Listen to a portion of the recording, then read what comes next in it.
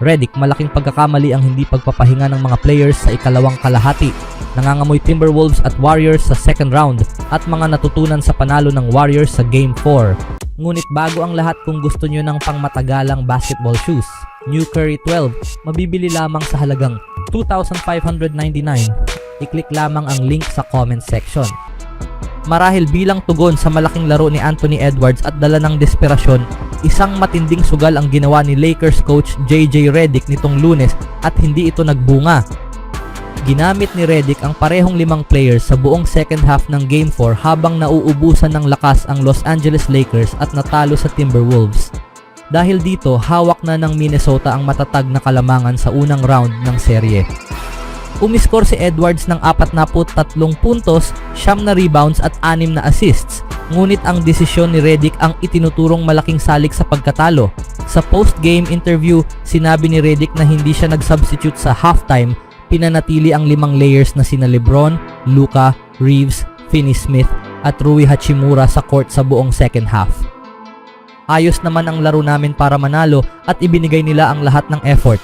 Hindi ito planado na 5 tao lang ang maglalaro ng buong second half, ani ni Redick. Sinabi ko sa kanila sa simula ng ika-4 na quarter, may 2 pa kaming timeout. Kung kailangan nila ng palitan, sabihin lang nila, marami silang binigay. Nang tanungin kung nag-aalala ba siya sa pagod ng kanyang mga players, sinabi ni Redick na nagtitiwala siyang magsasabi sila kung kailangan na nilang lumabas. Kapag napagdesisyonan na at lahat sila ay all in, kailangan mo na lang silang pagkatiwalaan, dagdag niya. Gaya ng inaasahan, umani ng matinding reaksyon ng estratehiya ni Redick.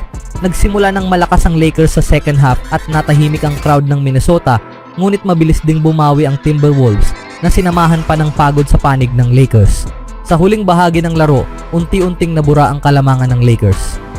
Bumawi ang Lakers sa huling minuto matapos makuha ng Wolves ang lead, pero isang foul ni Reeves kay McDaniels ang nagbigay muli ng abante sa Minnesota. Sa huling 10 segundo, isang foul ni James kay Edwards matapos ang review ang nagbigay ng 2 free throws na nagpanalo sa Timberwolves. Hindi pumasok ang potensyal na game-tying na tres ni Reeves at inamin ng mga players na bagamat handa silang maglaro ng buong second half, mabigat ang naging pagkatalo at naapektuhan ang kanilang koneksyon sa huli. Nagkomento rin si Finney-Smith na palagi siyang handa, pero duda siya kung uulitin pa nila ang ganong estratehiya sa Game 5. Mabigat talaga pero playoffs na ito, sabi niya. Sa totoo lang, wala naman sa amin ang gustong lumabas ng laro at wala rin namang gagamit niyan bilang dahilan. Para kay James, kapitan ng team, hindi raw pagod ang dahilan ng pagkatalo. Hindi ko iniisip na pagod ang naging problema. May mga mintis lang kaming mga attempts na dapat sana pumuntos kami, ani niya. May tsansa pa sana ang Lakers na manalo, pero ang tanong ng marami, tama ba ang desisyon ni Redick na hayaan lang maglaro ang parehong 5 hanggang dulo? Sa simula pa lang, alam ng malaking problema ng Lakers ang kakulangan sa depth, pero malinaw na ipinakita ni Redick kung sino ang pinagkakatiwalaan niya sa kanyang roster. Pumasok ang Lakers sa laro nitong Lunes na may 1 araw na pahinga lang, at ngayon 1 talo na lang ang layo sa pagkakatanggal. Sa susunod nilang laban para sa Game 5, gaganapin ito Huwebes sa Los Angeles, home court nila. Sa huling balita, ang matinding alitan sa pagitan ng Warriors at Houston Rockets ay umabot sa delikadong antas nitong araw sa Chase Center sa Game 4 ng kanilang unang round sa NBA Playoff Series. Dahil sa bigat ng laban, ang Warriors ang siyang nanatiling nakatayo sa battlefield. Tinalo ang Rockets upang makuha ang mahalagang kalamangan sa serye. Nakatuon ang lahat ng mata kay Jimmy Butler sa kanyang pagbabalik matapos makaliban sa Game 3 at halos buong Game 2 dahil sa pinsala sa kaliwang balakang. Pilit na lumapit si Butler sa free throw line sa natitirang 58 segundo ng laro at nagtie ang score matapos siyang ma-foul sa 3-point attempt. Naipasok ni Butler ang lahat ng 3 free throws. Ang kanyang huling 2 free throws sa huling 4 na segundo ang nagselyo ng laban at kinoronahan ang kanyang bayani style na performance na may 27 puntos at 6 na rebounds sa loob ng 40 minuto. Perpekto siya sa free throws at ito ang naging pandagdag na puwersa ng Golden State sa ikalawang kalahati. Nagpalit din ng starting lineup si Steve Kerr, ipinasok si Buddy Hield at inilagay si Moses Moody sa bench. Naging perpekto ang resulta para kay Kerr. Nagpakita agad si Hield ng depensibong agresyon at umiskor ng 15 puntos sa loob ng 30 minuto. Ang starting 5 ng Warriors ay naglaro ng 14 at kalahating minuto na magkasama at tinalo ang Rockets sa score na 41 sa 20 habang sila'y sabay sa court. Sa laro kung saan si Stephen Curry ay napigilan sa 17 puntos at 2 shots lamang ang naipasok mula sa 3-point line, si Brandon Podziemski ay nagkaroon ng laban na di malilimutan bilang kakampi niya sa likod. Umiskor si Podziemski ng 26 na puntos at nag-shoot ng 6 na 3-pointers. Mayroon din siyang 5 rebounds, 5 assists at 2 steals. Ngunit higit sa lahat ang kanyang kakayahan bilang scorer ang pinakatingkad sa pinakamahalagang laro sa kanyang young career. Ang sakit na tiniis ni Butler ay siguradong babalewalain lamang niya.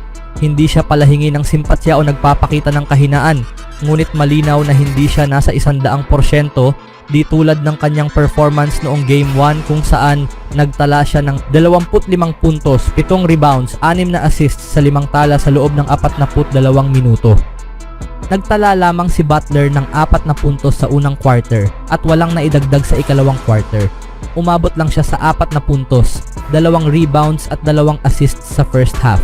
Pero sa ikatlong quarter, tila nagising ang halimaw sa loob ni Butler. Matapos ang maikling pahinga, mas aktibo si Butler sa ikatlong quarter at makikita ito sa kanyang stats. Umiskor siya ng 9 na puntos at nakakuha ng 3 fouls, 5 perpektong free throws. Siya ang Butler na kailangan ng Warriors. Sa huli, binuhat niya ang team at mula sa mapurol na first half bumawi siya ng 23 sa kanyang 27 puntos sa second half. Tumayok at magpugay, playoff Jimmy. Ang basketball ay tila napalitan ng rambulan sa bakuran sa ikalawang quarter kung saan bumagal ang laro ng husto. Maraming komosyon at paulit-ulit na reviews ng referees ang ikinagalit ng home crowd. Pangit ang laro sa maraming aspeto. Sa gitna ng dalawang magkaibang insidente, si Draymond Green ay nabigyan ng isang technical foul at flagrant 1. Si Curry ay tinawagan ng technical matapos siyang mang-asar kay Dillon Brooks na nabigyan din ng technical sa parehong pagkakataon. Nabigyan din ng technical foul si Tari Eason matapos ang gulo sa sahig kasama si Green. Ganitong klase ng laro ay inaasahan na batay sa takbo ng serye. Sa ikalawang quarter, tila napaboran ng gulo ang Rockets. Nadistorbo ng husto ang laro ng Warriors. Pagkatapos ng isang turnover lamang sa unang quarter, hindi nila naalagaan ang bola sa second quarter at gumanti ang Rockets. 8 turnovers ng Warriors sa period na nauwi sa 16 na puntos ng Rockets. Higit sa kalahati ng kanilang 31 puntos sa quarter na iyon. Maari sanang magpatuloy ang Rockets sa momentum pagpasok ng second half pero hindi pumayag ang Warriors. Sa unang 3 kalahating minuto ng second half, gumawa ang Warriors ng run, sumaksak sa loob at binutas ang depensa ng Rockets. Lumawak ito sa 18-1, tila ba matatapos na nila ang laban. Ngunit hindi pa tapos, sumagot din ang Rockets at gumawa ng run upang putulin ang lead ng Warriors sa 3 puntos sa kalagitnaan ng ikatlong quarter. Sa huling 6 na minuto ng ikatlong quarter, naging palitan ng puntos ang laban. Hawak ng Warriors ang 2 kalamangan papasok ng fourth quarter matapos ang 32 sa 23 run. Kinailangan ding ipaglaban ng Warriors ang kanilang kalamangan sa huling 8 minuto ng ikatlong quarter nang wala si Green matapos ang kanyang ikalimang foul. Bumalik lamang siya sa laro sa huling 8 minuto ng ika-4 na quarter kung saan na-trailing ang Warriors. Sa minutong iyon umiskor ng 16 na puntos si Sengun. Sa huli, nakontesta ni Draymond Green ang potensyal na game-winning shot ni Sengun sa huling 6 na segundo. Ilang players ng Warriors ang nagpakitang gilas sa huling bahagi ng laro, kabilang na ang halos matanggal sa laro.